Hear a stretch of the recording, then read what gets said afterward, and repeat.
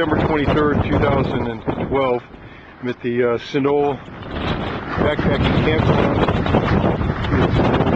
park, and this is what my tent looks like. It was blown all over the place. I had it broke down in 3 or 4 places last night. It wouldn't have been there. It would have rolled off. In fact, when I was putting the tent up, it was trying to pull me away like it was flying a kite. Just unbelievable. And all night long it rained, and it was nice and dry inside there. But this little campground is right near, it's on top of a hill. There's about 4 campgrounds, and there's some water down below that you need to clean in the little bathroom and outdoor toilet. But this is a really nice campground.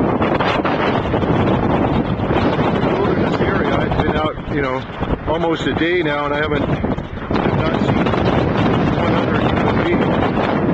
Over by the Calaveras reservoirs, where at by outside of west of Fremont. But it was a howler last night, I tell you.